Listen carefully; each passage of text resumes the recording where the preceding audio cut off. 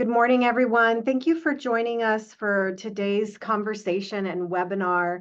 As many of you know, I'm Michelle Segatos. I am president here at the Campaign for College Opportunity, where our focus over 20 years has been on how to ensure that all students in California, regardless of their income status, regardless of race and ethnicity, regardless of where they live, what zip code they reside in, have an equal opportunity to go to college and are supported to succeed. I'm thrilled that you are joining us for what makes college possible for most students who are low income and first generation like me. I know that, while I was talented and folks believed in my potential, and I always wanted to go to college, and my parents supported that dream, college would not have been possible had I not gotten a Cal Grant, had I not received federal financial aid through Pell, had I not gotten a subsidized loan. So we know that the core of college opportunity is financial opportunity. And so today I'm really thrilled to be joined by folks that I admire strongly, partner organizations that have been leading the work around access and opportunity, especially financial aid access. So thank you so much for joining us today for this conversation. As you all know, this is a very timely topic. We have been advocating for many years that the federal government simplify the FAFSA application, and they have done that. And yet, they have done it in a way that has created so much confusion, incredible delays, and systemic breakthroughs in the process that are incredibly unfortunate. Families are struggling, especially families and students who are mixed status, figuring out how to fill out that FAFSA financial aid application. So we are more than committed now, more than ever, to ensuring that we remove the barriers that prevent mixed status students, that prevent Latinx, Black, Asian American students from having the opportunity to go to college. We want to make sure everybody gets the aid that they are eligible for. And so I'm excited that the two latest briefs that are part of our Affirming Equity, Ensuring Inclusion, and Empowering Action series address financial opportunity. First, you're going to get to hear from our close partners at the Institute for College Access and Success, otherwise known as TICAS, on how colleges, how states, how federal, national leaders can promote affordable access to college by reinvesting in public higher education and really designing financial aid policies with equity in mind. They are going to discuss the brief that they produced, Equitable College Affordability Policies and Practices. Then we get to hear from Ed Trust West about how leaders can make a bold commitment to ensure universal completion of the financial aid application, FAFSA. And what we are seeing now that California has adopted a universal FAFSA completion policy for high school students. They will be discussing the brief they produced with us, Advancing Equity through a Universal Financial Aid Application Policy. I'm thrilled to pass the baton to Vikash Reddy, our Vice President of Research, my partner in editing the series of briefs that make up the Affirming Equity, Ensuring Inclusion, Empowering Action series, to moderate this conversation with our experts. And thank you again for joining us this morning. Thank you so much, Michelle. It's a privilege for me to lead this conversation on financial aid, as I myself reap the benefit of financial aid all through my own higher education. Before we jump into this discussion, however, I wanted to thank the authors of the briefs we published this morning. Manny and Chris are joining us for the discussion today, but I want to extend my thanks also to their respective co-authors, Laura Sabo-Kubis and Denise Luna. The four of you truly have been a pleasure to work with. This series of research briefs aims to provide policymakers at all levels the tools to help build a more equitable pathway to a college degree. Ensuring college remains affordable is an essential piece of any equity agenda. But before we dive into the research and the policy recommendations, I want to introduce Deja Brown. Deja is a student advocate currently attending the College of the Desert in the Coachella Valley. She's a student veteran, a College Core Fellow, and she is currently preparing to transfer to earn her bachelor's degree. Deja joins us today to discuss her own experience navigating college and the role that financial aid and other efforts to address the cost of college have played in her journey. Thank you, Dr. Reddy and the Campaign for College Opportunity for inviting me to such an important and timely conversation about college affordability and financial aid. Good morning, everyone. My name is Deja Brown. I am a student veteran studying sports medicine at College of the Desert in Coachella Valley. It is an honor to be joining you all for the release of these two new publications, Equitable College Affordability Policies and Streamlining a Universal Financial Aid Application. Special thanks to the authors at TICAS and the Education Trust West for their contributions to student-centered research. Students today are dealing with rising costs of living, paying for rent, books, groceries, transportation, and even supporting their families.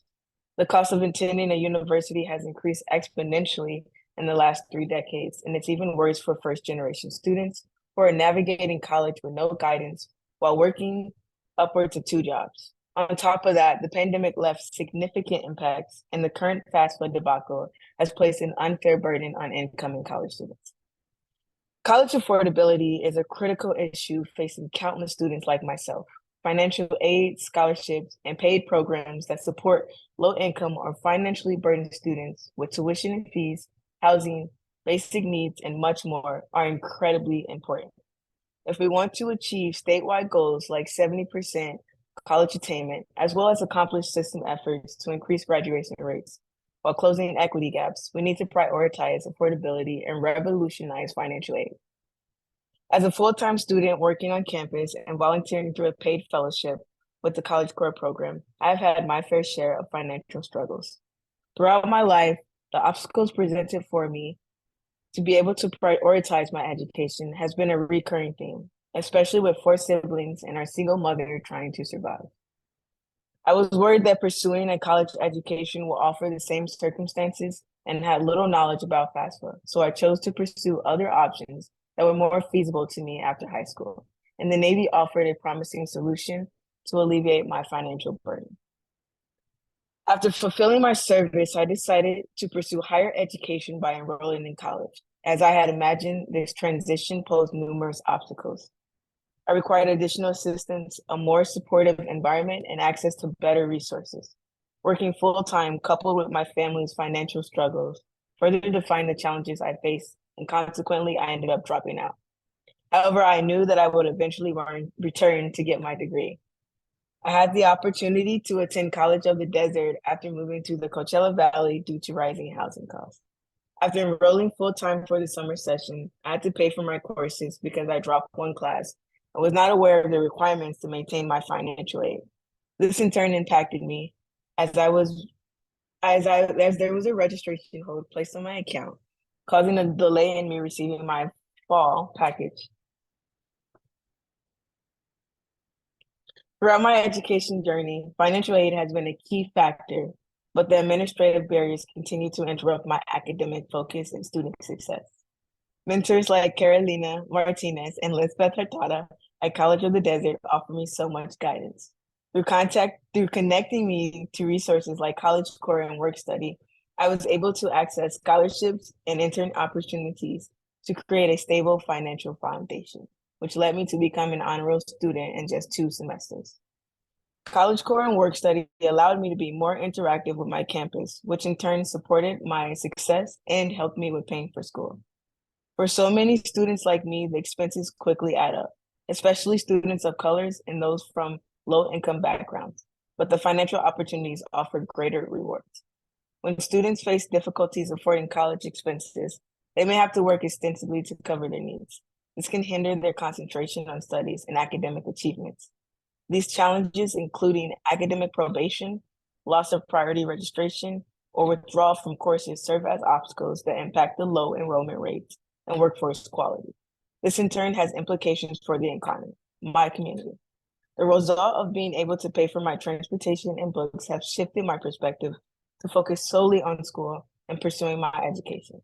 Despite the difficulties managing multiple responsibilities, financial aid has given me a second chance. For myself, and I know thousands of students like me, the opportunity to pursue an education is truly transformational. How do we open doors for hundreds of thousands of young people to have the college access, but do not otherwise have the means? Financial aid investments and college affordability policies are integral to supporting our Black and Latinx students, our transfers, and our low-income, first-generation, and non-traditional students to have a chance at a good-paying job and career that strengthens our workforce and economy. With the support of my mentors and my peers, campus resources, and the importance of financial aid that our college and state policymakers have championed, I'm excited to be preparing to transfer to a university next fall to pursue my bachelor's.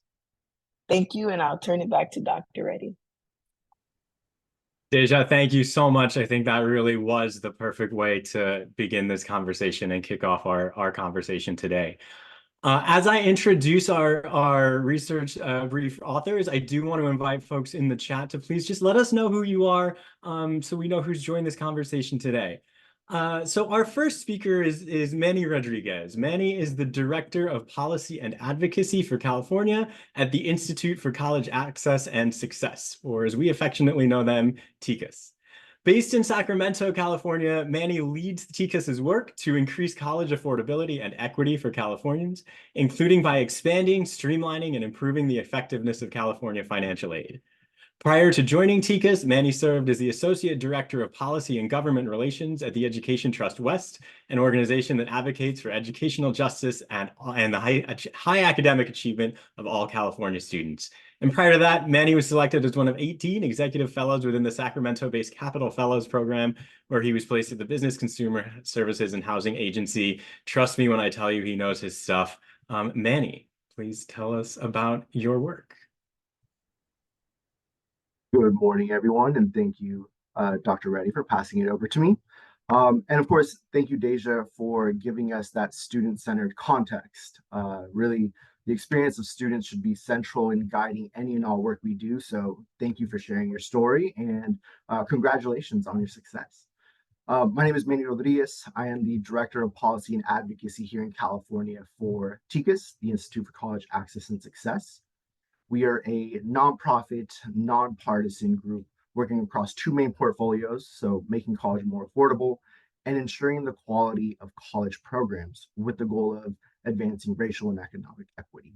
Now, we're glad to have this opportunity to collaborate with the Campaign for College Opportunity and to be paired with a brief from our partners at EdTrust West to talk about how critical financial aid is, how to get more students into the financial aid pipeline to maximize their aid, all with the ultimate goal of having more college students go to and through college. So a little bit about the report, right? So the report, Equitable College Affordability Policies and Practices, discusses several strategies that policymakers at all levels of leadership can employ to support higher education success for minoritized students. We hope this report drives home that college affordability is central to supporting higher education access and success.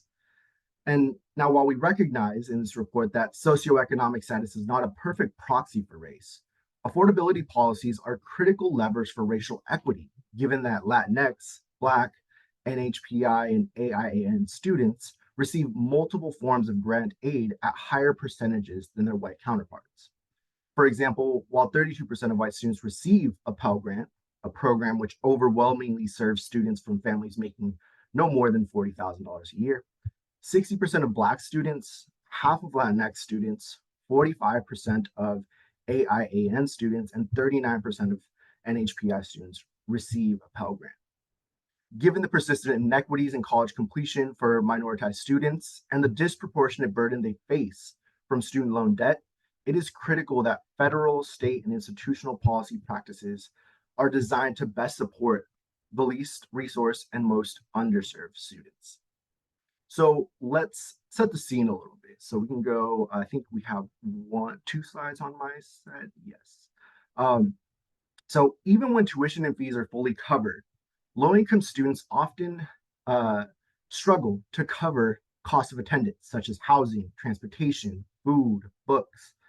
And while the Pell Grant definitely helps cover a lot of those costs, it only covers 29% of those costs, the lowest percentage since the award's creation in 1972. Furthermore, across the country, and we can go to the next slide, students are left to shoulder a substantial share of the total cost of college after their grant aid is applied. And increasingly, this means that students must rely on loans, work excessive hours to pay for school, or reduce their enrollment, perpetuating equity gaps in college affordability and completion. So as a result, in our report, we talk about federal strategies, and that begins with strengthening the Pell Grant. So the federal government can do this in a few ways, right? They can invest in the Pell Grant, doubling the award. They can restore automatic inflation adjustments. They can fund those Pell Grants entirely through mandatory spending. They can expand eligibility to undocumented students, and they can eliminate taxation of the Pell Grant when used to cover any non-tuition costs. Now, that isn't just the only lever. While improving and increasing the Pell Grant is a great first step, we also call for the creation of a new federal-state partnership that can work in tandem to ensure that all students have the option to earn an affordable, high-quality degree. A successful partnership must be designed with the express purpose of enabling students or states to reinvest into public institutions, to maintain those investments across economic cycles, and to provide more equitable funding across public institutions with a focus on those that have been historically underfunded, such as our community colleges, HBCUs, MSIs. Now, on the state side, our primary strategy that we uplift is that we need to get more students to complete and submit a FAFSA, or a state financial aid form. We know that this is the best way to maximize the aid they can get. And looking back at my own experience as a financial aid recipient, I recall seeing that huge $1,000 cost figure and not realizing that I could, get paid to go to college, and that made it so much more of a reality. So in 2021, only an estimated 53% of graduating high school seniors nationwide completed a FAFSA by June 30th. Therefore, we uplift strategies that can increase this percentage across the country. Because over the past few years, states, cities, schools around the country have been increasing FAFSA completion rates through numerous mechanisms, including universal FAFSA completion policies, FAFSA and student data sharing agreements with high school counselors and administrators, FAFSA completion challenges with incentives, and other FAFSA completion support programs. And the results have shown. States like Texas and Alabama have seen leaps and jumps in how many students have year over year increased completing their FAFSA. Michelle mentioned it at the top of the webinar, right? The great work we're seeing here in California. So I'll pause there, won't go too deep into that section because I know our partners at ETW will cover that very well. But the last section I wanted to cover in our recommendations is the institutional strategies, right? Because our institutions can take numerous steps to support college affordability for low-income and minoritized students.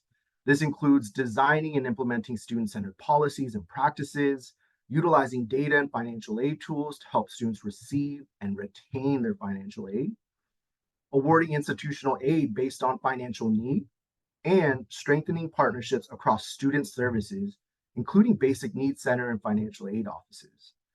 These approaches require varying degrees of capacity to implement. Some may benefit from additional staffing and funding, while others can be administered with little to no additional resources. Here in our own backyard of California, Glendale Community College, for example, eliminated its previous longstanding practice of verifying all students who met the criteria to be independent on the FAFSA for any reason other than age. They did this after its data analysis revealed that Latinx and Black students were being disproportionately selected, yet hardly any of them saw a change to their Pell amounts. Alternatively, financial aid offices can identify students who are likely to be eligible for SNAP or CalFresh in California through eligibility to need-based aid, work-study eligibility, and provide the other offices on campus like basic needs centers with those student contact information so that they can proactively reach out to those students about how to access public benefits to meet their basic needs. So I'll pause there. I encourage y'all to dig into this report. check out the various level of recommendations where we can really influence, pursue advocacy through affordability policy and practice levers. Thank you. Thank you so much, Manny, for your remarks today, and also for the work you put in on the brief. The link to Manny and Laura's brief is in the chat. I would invite folks to download it, take a look, read it, and sit with it. I am pleased now to introduce Dr. Christopher Nullum. Dr. Nullum is the Executive Director of the Education Trust West, which, as you've heard, is a nonprofit education equity organization focused on educational justice and closing achievement and opportunity gaps for students of color and students from lower income communities from preschool through college. Dr. Nullum joined EdTrust West in October of 2017 and has previously worked at the National Center for Institutional Diversity, Young Invincibles, and the American Council on Education. It's my pleasure to introduce Dr. Nullum to tell us more about universal financial aid completion policies and some of our experiences here in California with those very programs. Chris? Thank you, Dr. Reddy, and thanks, Michelle, and thank you to Deja and, of course, Manny for getting us started this morning. I'm excited to be here, of course, on behalf of EdTrust West, but also want to make sure to thank my co-author, Denise Luna, who is our Associate Director of Higher Education Policy at EdTrust. So we're excited about this work. We hope, like Manny said a second ago, that you sit with it and think about what it means in your context, particularly for folks in California. But we think there are some takeaways that are relevant for other states as well. So please do sit with it. I want to do two things with my time, or two sets of things with my time before we pivot to some Q&A. I want to talk a little bit about how the bill came to be in California. We think there are some important lessons there. And then, of course, I want to uplift the recommendations that are in the report. And similar to the TICA's brief, there are recommendations at various levels. So there are recommendations for statewide folks, there are recommendations for schools and district leaders, and then also for community. And so we'll get to those in a second. But I just want to start by just emphasizing two things that were really important to the EdTrust West team when we started to push for AB 469, which is now law in the state of California. One is just a sort of understanding that I think we've come to see as an organization over the last 23 years. And I think what we are seeing is that when you leave government and systems like schools and colleges sort of unchecked or left to their own devices, they sort of default to this idea that they need to be efficient and scale as quickly as possible. And I think we saw that with the status quo before this bill passed in California. And what we saw were things like being equity-minded were pushed to the margins in favor of things like efficiency and scale and making sure it's available to everyone, rather than thinking about how do we actually ensure that we move from availability, just broad availability, and to make sure that everyone has true, meaningful access to financial aid applications. And so that's what drove us to do this work and to move this bill. I think, unfortunately, the debacle or the mess or however you want to characterize it, with the rollout of the so-called better FAFSA, is that we actually need LEAs and schools and districts across the country to actually lean in more and abide to laws that require them to ensure universal financial application completion. We need this more than ever now because there's so many things that have gone wrong or not how we would have liked them to go with this rollout. So that's just a few framing pieces. You know, I want to say, even though EdTrust West played our role in helping advance the policy in the state, the way the policy came to be, I think, is really important to emphasize. It came to be because, you know, part of what we value as an organization is listening. And we were hearing from folks in community, folks like the Blue Educational Foundation and Valverde High School down in Southern California, that they had some learnings from doing these. They were approaching their work with a commitment to universal access to financial aid completions, financial aid application completion. So Valverde, when we talked to the leadership there, they shared the various ways in which they had come to do this, really creative ways, a lot of low-cost ways. And, they were pushing us as a statewide policy organization to think about what could this mean on a statewide level. So we started to hear from this and learn from folks who had experience doing it on the ground in context. Now, Blue Education Foundation similarly had a commitment in their community, and were also pushing us to think about what this could look like at the state level. So we introduced the bill with Assemblywoman Eloise Reyes. We tried to get it through the first year and weren't successful. And I share that we weren't successful because there were also some learnings there that I think are important potentially for others around the state or around the country. One of those lessons was we had to think really deeply about who the onus was going to be on, which I'll get into in a second. Were we going to penalize students if they didn't do this? Or was the onus going to be on schools and districts? That was something we needed to think more deeply through. And that was one of the barriers we met in the legislature. The other piece was opt-out provisions. Were students going to have some sort of way to opt out of completing this form so that they weren't penalized? And so we weren't successful that first year because we had some more learning to do about what this would mean around the state. And a state like California is a big state, a very complicated state, that we have regional differences that are really, really important. And so we came back the second year and tended to a lot of those limitations that we found, and then were ultimately successful. And so I share that so that folks can see that in many ways, although a bill passed in the legislature, this is a grassroots idea. This is a grassroots it's a grassroots effort that we really just played our part in supporting. And so I like to start there because we did, the statewide advocacy work, but that was really fueled by folks in community around the state. And I actually think the law and bill is better because of it. And so that's how the law came to be. We have about a year or so of data, which we talk a little bit about in the report. And so that brings me to the report. And I just want to emphasize again, why universal?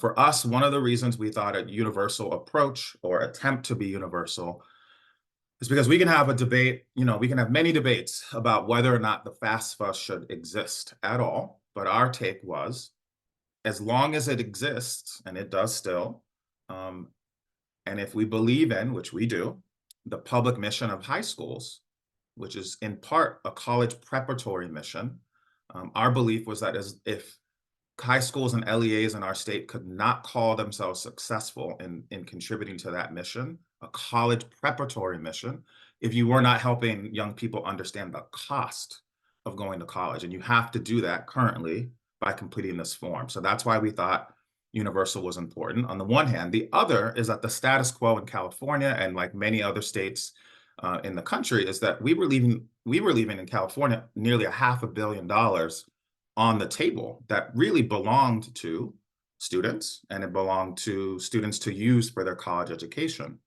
We also saw massive gaps in completion by race. So more students of color were being left out of completing their financial aid applications. We could see that in the data to some extent, but then we were also hearing stories across the state from students of color who were saying, they didn't know about the form, or they didn't get help to complete the form, or they heard about it too late. And so they had to make different college going decisions. And we thought it was important to try to right that ship as best we could.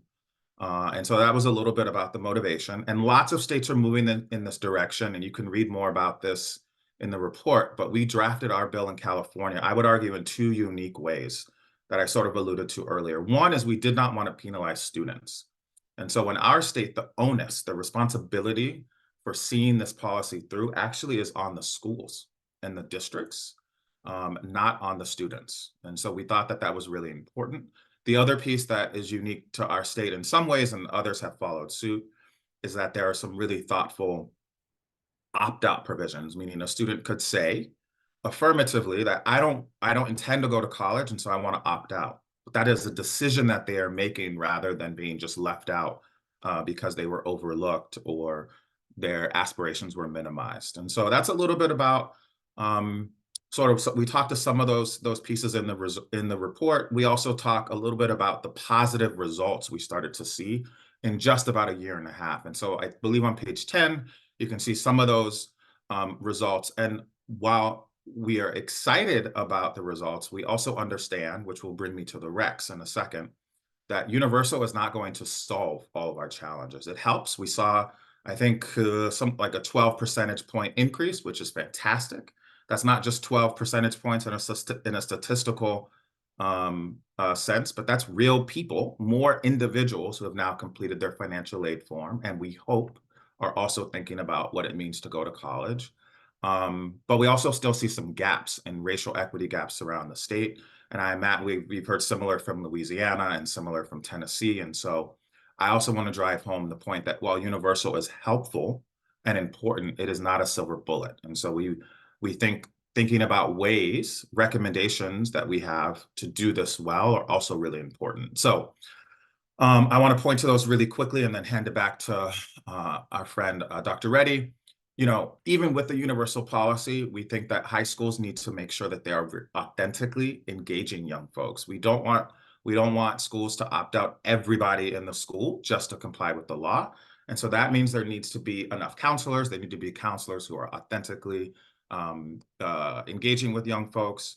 We also think that because the ultimate goal, sort of underneath all of this, is college going, we need schools and districts in our state and elsewhere to have authentic, meaningful partnerships with the community college in their area, with the universities in their area, with community-based organizations like Blue Education Foundation and others, so that there is a college-going culture, and so that the financial aid application expectation or requirement isn't just a one-off and actually is surrounded with a whole host of other things happening. We have found actually that friendly competition is a good strategy. So classes competing with each other or grade levels to the extent that juniors are filling out the forms, which they can. Competition with the neighboring school perhaps is an interesting way. We've heard schools using pep rallies and all sorts of things to try to get this done. It doesn't have to look like just calling in, student A into your office and working with them. It can be fun, and you can try to engage families as well, because you need their information. So the family should be engaged in some way. And then the other thing that we've talked a lot about is seniors typically have a senior seminar. That seems like a perfect place to think about incorporating this. And so those are some recommendations we have at the high school level, and I'll mention just two at the statewide level because I think they're really, really important. And then the rest are in the report on page, I think 17 or 18. We think that states should monitor the data. You can't just do this and expect that folks are going to comply. And so we think that that's really, really, really important. And not just look at the data, but then the state should have a plan for places where the data is not moving in the right direction. Then the other part is professional development. There are folks around our state and other places around the country who are well-intended and mean well. They're probably also overworked. And so professional development for those staff, in addition to more staff, we think is really, really important for states to consider. So I think that's where I will leave it. And I'm excited for the Q&A portion and hope that this report is interesting and helpful to folks. Thank you. Thank you so much, Dr. Nellam. I would invite folks who are watching to drop questions into the Q&A box. We'll make sure that we direct those to the appropriate expert. And I would invite all three of my fellow speakers today to turn their cameras on. I think what I want to start with actually is something that all three of you have brought up, which is the better FAFSA. And so I might turn it over to Manny, to you first. Maybe can you just give us an overview of sort of where things stand and what's being done to address that, what I've heard termed as a debacle on this webinar. Yeah, thank you for the question. And to your point, the truth is that, yeah, the rollout has been rocky since the beginning, right? And the urgency to find fixes should be the highest level, the highest priority at all levels, especially the federal government. Now, these have ranged from the mixed status family issues, free and reduced price meals, the delays. I would say, first, for the students and families, make sure you're seeking out support, seeking out resources on how to navigate this very confusing and difficult process right now. Whether that is, Cash for College programs, whether that is your counselor, calling the Student Aid Commission, local college access groups that are doing this work locally. There is money there, you're entitled to. That said, we are hearing these issues. We are thinking through folks across the capitals, not just Sacramento, but everywhere, I assume, is, these are problems. We're advocating for state level changes or options that we can uplift this year or do this year, such as moving deadlines on when applications are due, moving deadlines on when you have to declare that you're enrolling, or if needed, looking for alternative ways to still get students some aid. Because this federal issue is definitely here, and the forthcoming fix is coming in March, but we'll see if that is true. The last piece I'll say is I want to remind folks that when this was passed in 2021, there were positive things that came about with FAFSA simplification, right? And we are seeing some of those good things play out, but the problems are very much front and center. It did simplify the form. There are less questions. It did give eligibility back to students that are incarcerated, students with drug-related convictions. There's a new IRS data retrieval tool that pre-populates pre-verified information, and some really good changes on the cost of attendance, right? So there were some positives, but the bottom line is, we can't lose hope. We know that there's problems. We're trying to fix them ASAP. And hopefully this can smoothen out in the long run. And Deja, you mentioned how the FAFSA rollout has really impacted low-income students of color. I'm wondering if you could tell us a little bit more about how it impacted you and what you see as helpful. If you had the ear of the Department of Education, what would you tell them about what they need to do right now?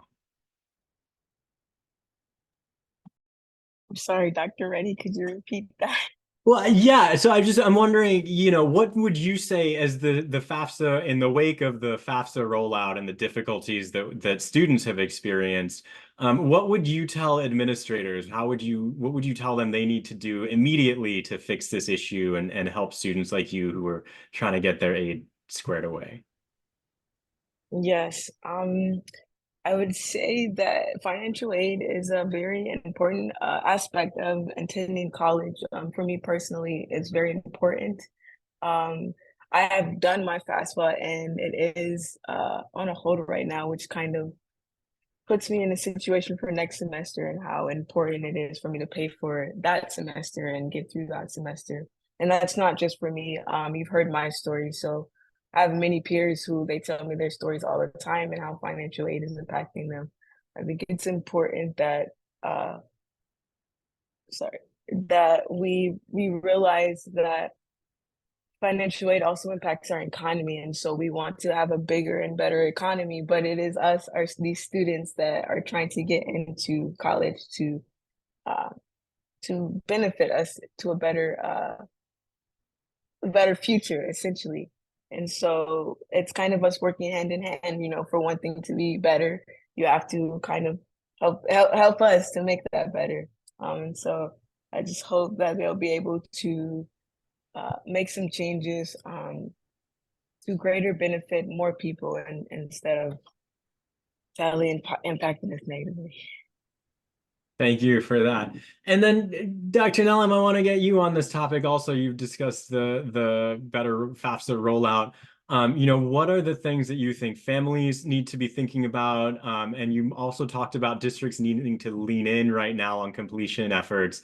Can you just expand on sort of, what that looks like for leaders in the field? Yeah, and I appreciate Manny reminding us that while the rollout has not been what we hope, the intention is still fantastic. What they intended to do, there's a lot of good. And so I don't want this rocky rollout to take away from, what we know to be true, which is that the FAFSA needed to be improved. So I think when, as we think about families, students, and communities, I think the important thing to know is that financial aid is available. Sorry, Zoom is Zoom is struggling today, that financial aid is available and that LEAs have a responsibility to work through these rollout issues with them. So I think that's the most important thing. Financial aid has not gone away.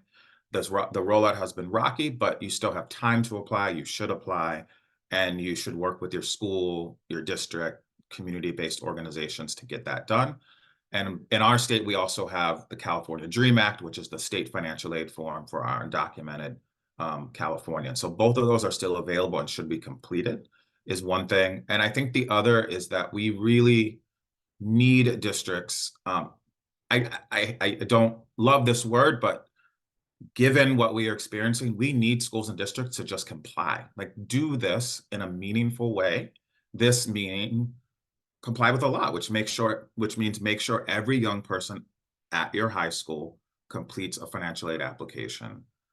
If for no other reason, to make sure that they have some sort of support given this rocky rollout. So those are the two things that I think are on our minds, is that this is an important year for compliance, if nothing else, given the rocky rollout.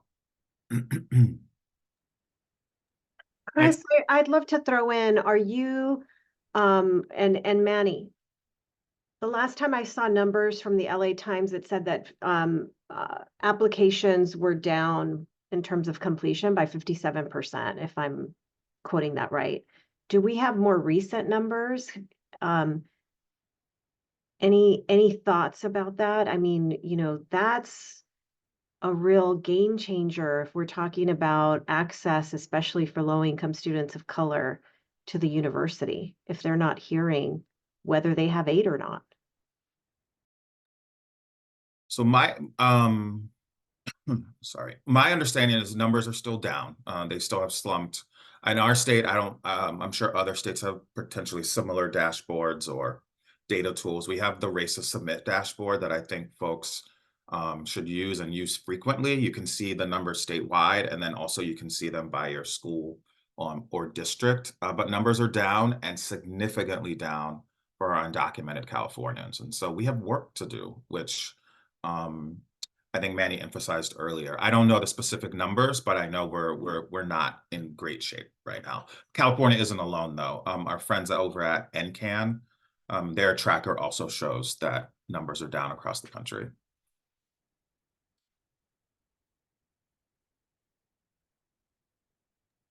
+1 to everything, Chris. Yeah, I couldn't have said it better. I want to think a little bit about sort of the application is this critical first step, but once students complete the application, how are we supporting then enrollment? And Chris, do you have anything from California on ways in which, you know, financial aid completion and college enrollment are linked? And, you know, sort of what's the link between applying for aid and ultimately enrolling in college? The link between financial aid completion and enrollment. You know, the data is tricky. I'll try not to be the nerd that I am, but the data is tricky because folks, a lot of the research previous to some of these policies showed that folks who completed financial aid applications were more likely to go to college and more likely to complete, et cetera. I would say, of course, they were completing a form because they had an intent to go, and so they were more likely to go. And so I think what we need to be doing now is to think about, again, the application is just one part of a college-going culture. Some of the case studies in this report point to this, and so we shouldn't just say check the box, you're done. Colleges or high schools and LEA should also think about informational sessions about, well, what does a financial aid award letter mean for you? Can we make sure that, I think high school should also think about something called summer melt. And so there's lots of young people who intend to go to college. Summer happens and plans change or life happens. And I think we need to be better about supporting folks in a holistic way between high school and going to college. And so districts and community-based orgs need to figure out, I would argue, programming that supports a continuous culture of college going. And the other thing is, I think we have heard a lot about the peer effect. And so high schools have invited recent graduates of their high school back, when they're on summer break or on their fall break or winter break, and to have conversations with young people about like, yeah, okay, you've completed this form, but what does this mean? What does this mean for what decisions you need to make? What does this mean for reapplying for financial aid next year? And so I think the takeaway from all of what I just said is I think we need to be more intentional about supporting people even after they complete the form. A law can't do that. So we could go back and try to introduce something else, but a law can't change how people behave and the care with which they handle or support students. So the takeaway is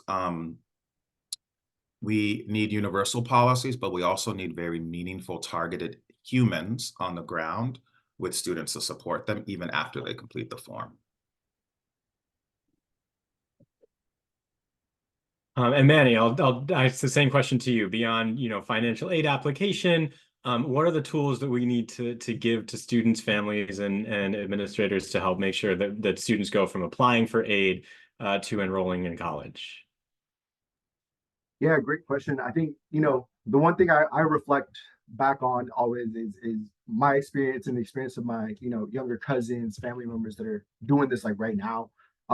Those personal touches, right? Chris talked about this, checking in on those students, especially those first generation students, whether you're a counselor, summer bridge programs, you know, connecting with them and letting them know, hey, do you have any questions? Do you have any doubts on what comes after high school or after these applications? That nervous waiting period where you're like, am I going to go somewhere? Should I go somewhere? What's my financial aid? Those personal touches are big. Again, Summer Bridge program was a program that changed my life and really kind of changed my like complete lock into going to college. But especially those peer mentors in that Summer Bridge program, right? The second year, the third year student at Sonoma State that looked like me, talked like me, came from SoCal. Having them kind of just break down the college experience, walk me through, what the dorms look like, where I would get food. Those personal touches are very important. So whether you're a professional, whether you're a a student worker, or just someone that can return back and help out those students that are coming behind you, huge pieces that I think we need to center in this conversation.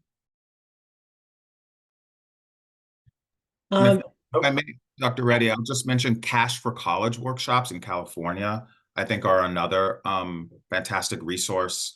Essentially, those are led by the state's financial aid division called CSAC. Many other states have them, but I mention them because those workshops do sort of what I was suggesting, helping folks understand, how to complete the form, but also what it means. And so I hope that families and students can ask questions about those sorts of things being available in their communities also.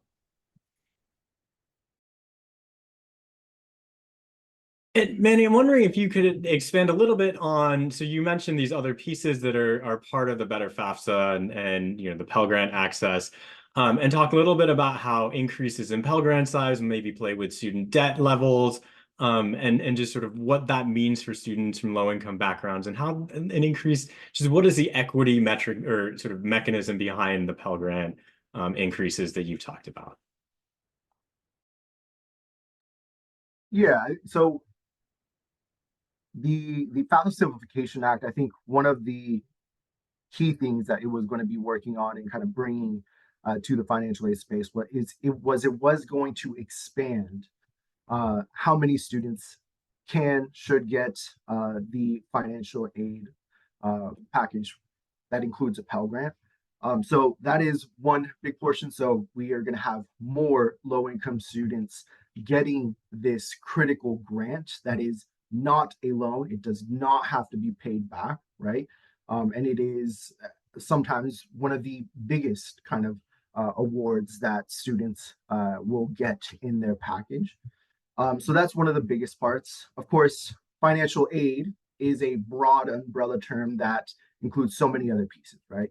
It does, to your point, include loans. It can include work study programs. At the state level, we have things such as state need-based programs. California, the Cal Grant program is one of the biggest, if not the biggest, and most generous need-based financial aid programs in the nation. And you also have institutional aid. So with this new FAFSA Simplification Act, we're hoping to kind of take a step forward in how do we get more low-income students multiple layers of those aids. If loans have to be packaged on and to really meet that total cost of attendance, I think one of the things that we're hearing and our federal team is working on consistently is what options are available to students afterwards to help relieve that aid, that debt, wipe that debt out, whether it's income-driven repayment programs. The new SAVE plan is a good option, public service loan forgiveness that I know a handful of my colleagues, professional colleagues, have actually seen that benefit recently, right? So, this is an investment in your future, and that will be part of the large umbrella term that we're hoping to see spread out to more students.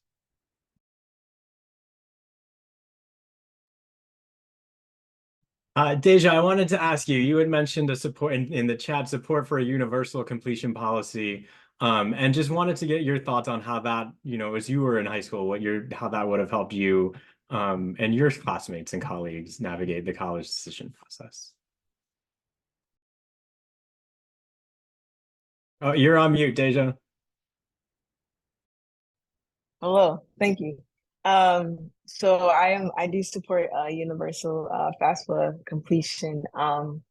Just from my experience, I know I look very young. I'm I'm 30, and so during my time in high school, I knew nothing about FAFSA. I knew no information. I didn't know how to complete it. I didn't know the website to complete it on. It kept sending me to other places, and so unfortunately, and not unfortunately, I went to the Navy. I segued to a different path that would help me pay for college. And so now coming back, I'm meeting people who are just also transferring or graduating from high school and coming into college, and they don't know about FAFSA, and they don't know where to complete their FAFSA. They don't know what questions to ask about FAFSA. And so I try to promote it and make sure they have information just based off the information that I didn't have now that I'm able to give to them to help finance their education, where they don't have to utilize student loans and they don't have to work 30 plus hours a week and try to segue between the priorities of school and working. And so a universal FAFSA not only helps, with knowledge and creating a space where you can share that information with other people and other peers, and extending the the application policies can help students navigate it a lot easier.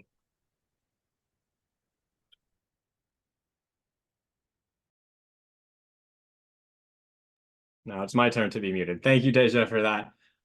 Chris, I'm going to turn it back to you. I think, one of the things that folks are really tuned in, you mentioned a lot of really good resources already. If you could point to, maybe I'll say three resources out there for families, for schools, and for districts, what would you say are sort of the three, maybe not the three, but the things that are most important to think about? Good question. I think one is I hope that there's a central location for this, but to know that at least in our state and many other states, the deadlines have been moved or pushed back. And so just to be sure that you know what those are, hopefully a high school counselor can be helpful, but I don't want folks to think that they've missed the deadline. And so to check what those are in your state. I believe in our state, the California Student Aid Commission lists those deadlines, as do the university systems, the University of California, California State University. I think the other is to know the community-based organizations in your area. SoCal Can is a good example here in California. 10,000 Degrees, Blue Educational Foundation. I mentioned CBOs like those because students are often connected to them in a different way than they might be their high school. And so I think knowing and maybe talking with your high school about what some of those organizations are, they can provide maybe an additional layer of support. And then for state folks to pay attention to your data. Don't just maintain a data system like the Race to Submit dashboard in our state, but pay attention to it, use it. Our state officials could be looking at Race to Submit and identifying high schools that need additional money or dollars or support, and in a targeted way, push that money out very quickly to go get those high schools college core advisors or volunteers from the community in realer time than next year when we realize the mess we've created for these young people. And so using data, not just storing it and presenting it, I think is another thing that states can do. And Manny, what's your top level to states and districts and federal policymakers also on Yeah, I think the one piece that I'll definitely uplift here, again, +1 to my colleague Chris at ATW. I would say we also want to point out that like a large portion of our undergraduate students are older students, are these quote unquote non-traditional students who are very much becoming more traditional, right? So it's not just high school students that need these supports. It's also these older students, student parents, foster youth, returning students that need to have those supports, right? Whether it's helping them understand how to re-enroll, how to take the right classes to transfer out, how to apply for financial aid, right?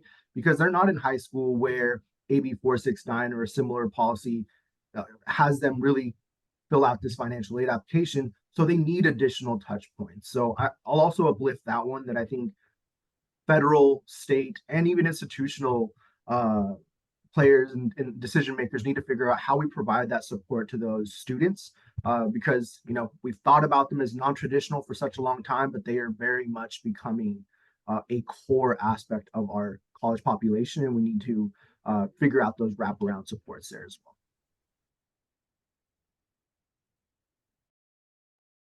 And there's a question in the QA box. I would invite folks again we've got a bunch of great questions in here, but a few in here.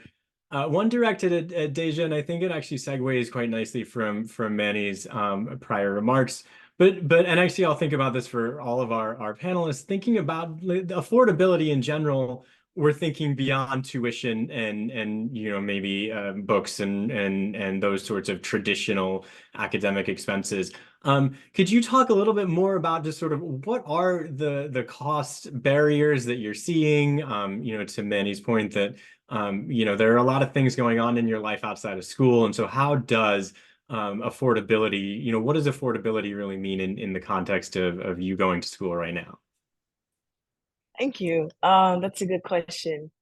So currently, right now, some things that are impacting me and my peers is transportation. Basic needs. Low-income students of color, they're working more, and our first generation students are working more, or they're having difficulties with transportation, obtaining food, obtaining resources, childcare. Sorry about that. And just financial aid, also obtaining money for outside. Sorry, one second. Low-income students of color are working more, and they're needing assistance with transportation, with food, basic needs, housing, mental health, and well-being services. Myself, transportation is a big impact for me. Getting to and from school, it's always been one of my biggest barriers. And to be able to utilize financial aid to alleviate such barriers really assists me in being successful at College of the Desert, and obtaining these resources assist me at College of the Desert. I'm sorry. No, that's great. And I think that's really helpful. And one thing that actually makes me wonder for Chris and for Manny, we've talked a lot about FAFSA and traditional financial aid. But clearly there are costs that fall as you know, the nature of the question, there are costs that fall outside of that.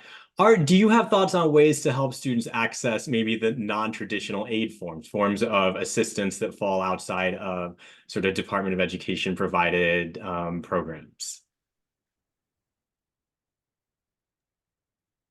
So on this question, I would say the one piece that I think about, and we actually touch on this in our brief as well, is right, how do we connect traditional financial aid programs and aid with those kind of public service programs, or in California, CalFresh, CalWorks, and I think it really comes down to that institutional collaboration.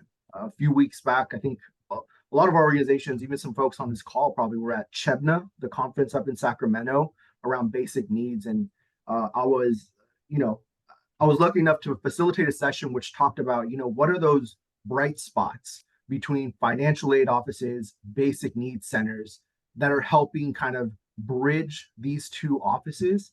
And I think some of the things we saw there and heard there, being in the same building, having a liaison or task force to work together, having data that they share across, having cross training so that, basic needs coordinators understand what the disbursement calendar date looks like.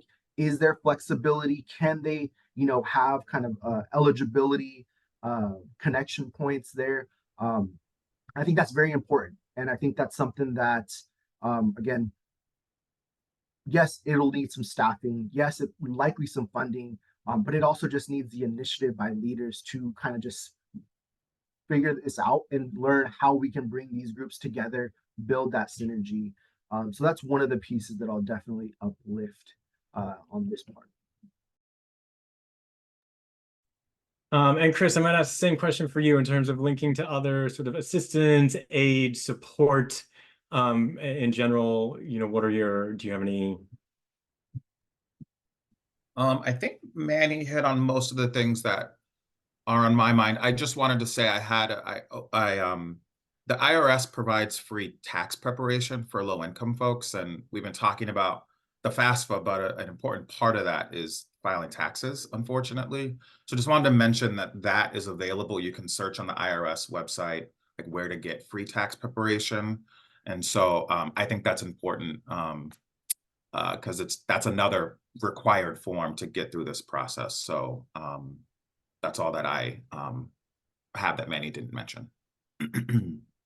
And then I'll uplift a question that was asked in the chat about the role of tuition increases and how that plays into student aid decisions, student enrollment decisions, and financial aid policy at the institutional and state levels. And maybe Manny, I'll ask you to hit that one first. Yeah, I think, when it comes to the tuition increases for, I'll just say again, for first generation students, for low income students who see and hear this narrative of college prices going up, see that price tag inflating, that is not a good message. So first, we need to figure out how to kind of, especially for those students, counteract that message that tuition for them, yes, it is going up, but there are ways to address that, right? Our financial aid programs can directly pay for that, cover for that. Now, the other part, the other side of the coin here is those non-tuition costs. And I think as we've seen over the last few years, those non-tuition factors, housing, basic needs, transportation, as Deja mentioned, right? Childcare, those things are only going up, and we need to figure out how we can have more aid to cover some of those aspects. But when it comes to tuition, right, I think our institutions, how are they taking some of that funding and plugging that back into financial aid programs to counteract that narrative that it is unaccessible, not accessible, right? I think that's a critical part of the messaging that has to be there by our institutions.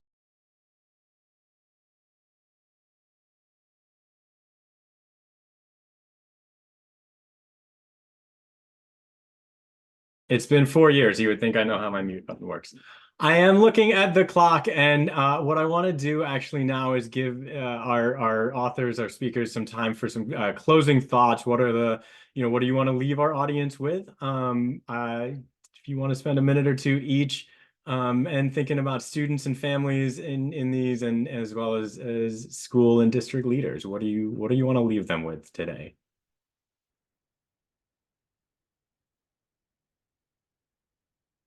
And I'm gonna go with this time. I'm gonna call on Chris to start.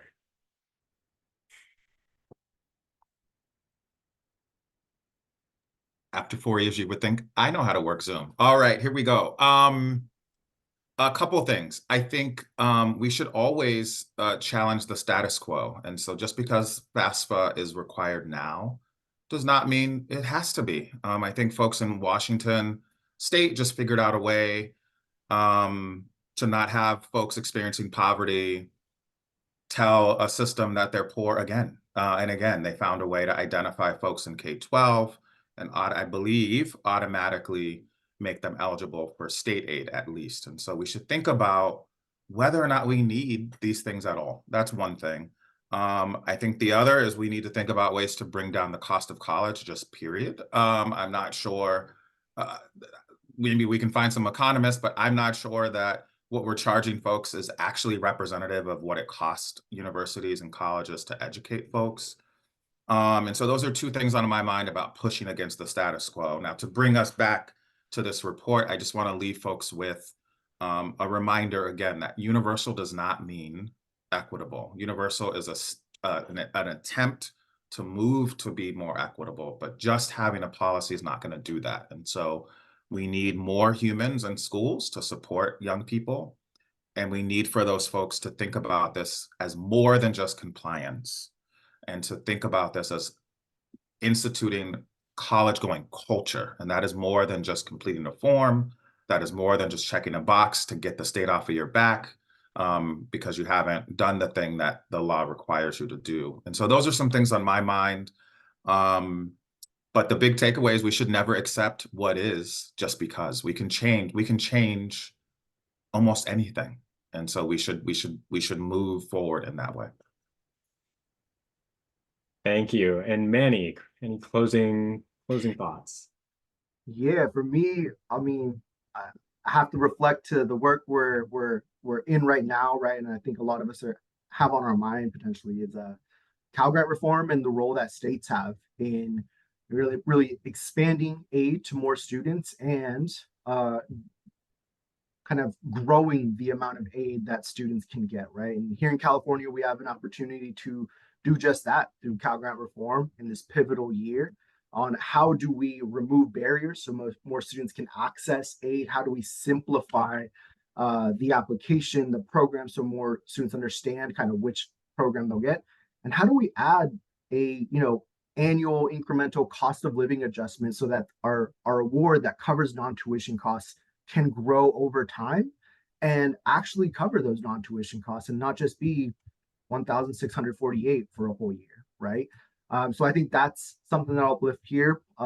When possible, I'd love for folks to plug into that campaign and help us get this across the finish line.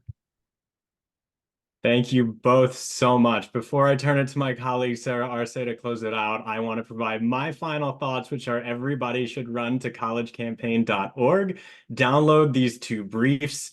I think Michelle Siqueiros and I, in editing these, learned a lot from both of them. And I am confident that everybody who sees them from henceforth will learn a lot as well. And with that, I extend my thanks to Dr. Christopher Nellam, to Manny Rodriguez, to Deja Brown for joining us for this important conversation. And I'd like to turn it over to my colleague, Sarah Arce, to take us home. Thank you, Vikash, Manny, Chris, and Deja for that robust conversation and for sharing how college leaders can combat the chilling effects of the Supreme Court decision. It's imperative that we call upon higher education, state, and national policy leaders to explore how specific college affordability and financial aid policies and practices can support widespread diversity and representation in higher education and be strengthened to close racial equity gaps in access and completion. Before we end, I invite you to learn more about this national initiative and brief series and to be a part of this effort. The Campaign for College Opportunity will continue to release briefs to guide higher education leaders and policymakers in areas such as college preparation, campus inclusion, financial aid and affordability, funding for access and success, and more. Please stay tuned over the next few months for new releases. You can learn about them by signing up at our Action Network. Additionally, I encourage you to take action so that nationwide we can have true equal opportunity to higher education. We urge you to sign on to our open call to action, urging policymakers and higher education leaders to act on behalf of students. We invite you to also explore our website to learn more about this initiative and find resources. And lastly, we hope you can join us to advocate on social media by using #EquityInclusionAction. All links will be shared in the chat. Thank you all for tuning in today. We must undertake the hard work in dismantling the roadblocks to college opportunity, and as Deja put it, revolutionize financial aid so that we can create an inclusive, multiracial democracy and economy for all Americans. We'll see you soon. Thank you.